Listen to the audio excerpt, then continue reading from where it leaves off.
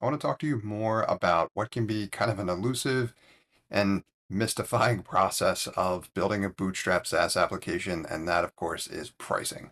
This doesn't need to be as confusing as it is, but I understand why it is that way for a lot of folks. So let's dive in. I'm going to do a lot of content around this topic, but I want to get started with helping you think about how to design this for your Bootstrap SaaS.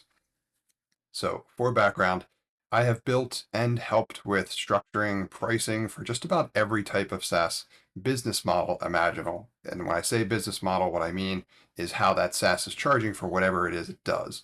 And the range, for the most part, in terms of what I've been involved in, is anywhere from freemium, where people can just sign up via the website and get started for free, or even have a free tier, all the way to and through more B2B SaaS structured, annual contract type SaaS products which don't have any pricing details available on the website, so it's not publicly available, and you have to kind of go through the high touch sales process workflow in order to find out what your price is going to be. And that pricing model, spoiler alert, in those instances was customized. So two different customers will not necessarily pay the same thing. So that pretty much is the range of possibilities for you, and there's a lot of options in between. So I want to unpack some of the most popular ones and give you some guidelines that I'd recommend for how you may structure yours. So the guidelines I want to talk about are how to think about potentially pricing for your SaaS and how to structure your business model. Well, the first thing I like to talk about is anchoring. When I say anchoring, specifically when I'm talking about pricing, it's how does your customer think about what something like your offering might cost or be worth? That helps figure out what's going to make for a more seamless transaction for them, which is important to you, because obviously we want them buying your software. So from an anchoring perspective, it's what do they think this might cost? And there's a couple ways to kind of get at that. The first one that comes to mind, obviously, is figuring out what your competition is charging. And when I say competition in this case, I don't just mean other products available on the market that are trying to do something similar that you're doing. That is one option. But that's really only relevant if your customer is aware of them and they know what they cost or what they're charging too. Also, if they've used it, that so the deeper they go there, the more relevant that one is the point. However, more importantly, I would say, is what their current process looks like in terms of how they're solving the problem that your SaaS is also intending to help them better solve. And that could be a process, that could be an Excel spreadsheet, that could be any number of different things that aren't necessarily another competitive SaaS product to what you are offering the market. And then in order figuring out what that costs or the anchor for what that is, you need to better understand the process. How much time is going into it? Who is involved with it? How much of that time are they putting into it? What is their time cost? And you can add all that up and you can kind of come up with a number over time in terms of like what that might have translated to. And then this is the most important step of all for this one is you need to get that perspective from your customer. As in you can measure it to a T, but it doesn't necessarily mean they agree. So what do they think it's costing them in terms of time and dollars and so on and so forth. So get that context, and that's going to be helpful for establishing what I'm often referring to as value-based pricing, right? We want you to compete on value, as in they're paying you for the value you're providing them, not a race to the bottom scenario. That's a lose-lose scenario usually for everyone. So those are my best guidelines for how to think about building and designing your SaaS business model and then establishing a revenue model.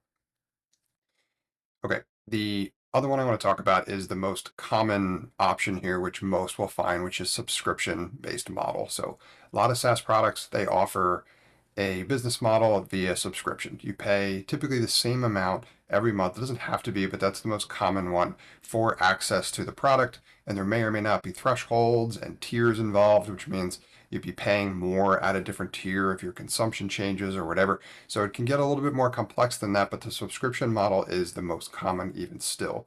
Now, one word of caution here, and this may be somewhat counterintuitive, but the subscription model has been, I would argue, abused for a relatively long time at this point, not just by people building and offering SaaS products, but stuff everywhere. I even heard that BMW is talking about charging a subscription fee for access to features the car already had, like heated seats or something like that, which, as you can imagine, there was a bit of an uproar there. So there's a bit of subscription fatigue out there. And the reason why I mention that for you is I don't want you to suffer from basically the reputation, the bad reputation points that these companies out there that have tried to push subscriptions on everyone for everything have created. So make sure that if you're going to consider subscription for your product and the business model, that it makes sense, that it's appropriate, it's relatively intuitive for your customer, right?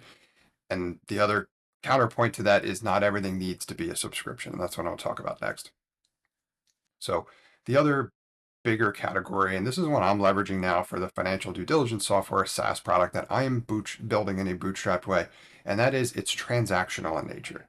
My product, for the most part, generates reports for people in the accounting space and the M&A space. As such, you need a report when you need a report, and one week may be different than another week in terms of volume. So I'm providing value to them in the form of the report. So I take their input, I produce the report, or my SaaS produces the report, and then that's the value that they get. So that's pretty transactional in nature. As such, my product does not currently have a subscription model, and that seems to be working out pretty well for both myself and my customer or the target market as well. Also, they're basically paying on a report basis. So that's what I mean by transactional. So if your SaaS is doing something similar, this may be a business model that makes more sense to you. And keep in mind that this is another potential way for you to differentiate in a good way from other SaaS products out there that are trying to just cram another subscription down someone's throat.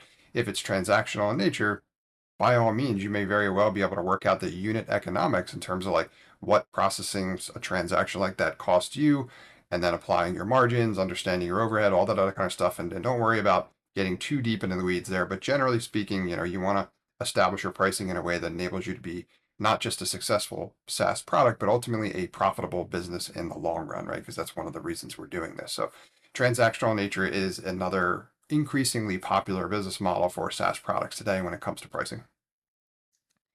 Okay, so to recap, right, in terms of guidelines, look to anchor from your customer's perspective what they expect to pay for what it is that you're doing. In theory, you're solving their problem in a better way, but it'd be good to know what they think they're paying for whatever the current solution is. And that doesn't necessarily mean another competitive product on the market. It can be people following steps manually, it can be Excel spreadsheets, all that kind of stuff. So get that context. It's going to be critically important for you.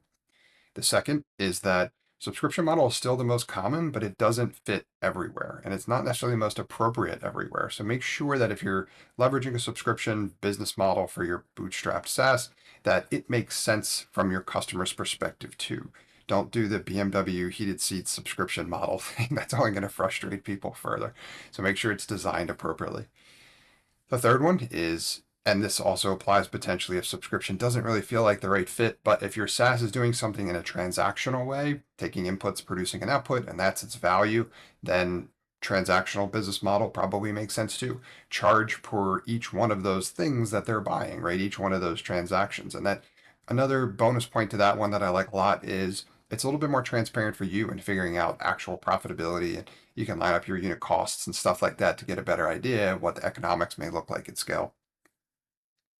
Okay, let's talk about how to apply this for your Bootstrap SaaS. Well, using those design principles will help you, I think, figure out what probably makes the most sense and where you should start from a pricing perspective. Something I haven't talked about yet is where should that price point be? I wanted to start with this foundational stuff first. And then when it comes to price point, figure out where you can start based on that research you did to kind of anchor your customer's current experience, right? You're intending to improve upon that, but you want to understand everything about their current experience, including what they think it's costing them today. Then, once you've got that established, use these guidelines to put one of these business models in practice and then measure conversions. Like, are you getting conversions? That's the first all important step. If you're getting them, great. If you're getting them, you can start to play around with pricing. Does it need to go higher? Does it need to go lower? Either or may be possible, and you may need to do a little bit of experimentation there, or what I call is T&E, so trial and error. Play around with that a little bit more. If you're growing really quickly and you can increase your price and that traction kind of holds or that growth holds, that's great. You can increase your margins. If you're not getting transactions at the volume you'd like, or you're not seeing the conversions at a level or percentage where they should be, maybe you need to bring your price down, be a little bit more competitive. So play around with that as well also. But again, do your best to compete on value. Do your best to avoid any form of a race to the bottom. You don't really want to get involved in that game because that game doesn't really end well for anybody. That's it for this topic on pricing. I know this can be a confusing one and that seems a little bit mysterious, but I promise you we can break this down as well too and get you set up. So set up for success with the Bootstrap SaaS that you're building. If you got value out of the content and your platform supports it, please like, subscribe, or comment to it. That helps me learn more about how to make it better for you.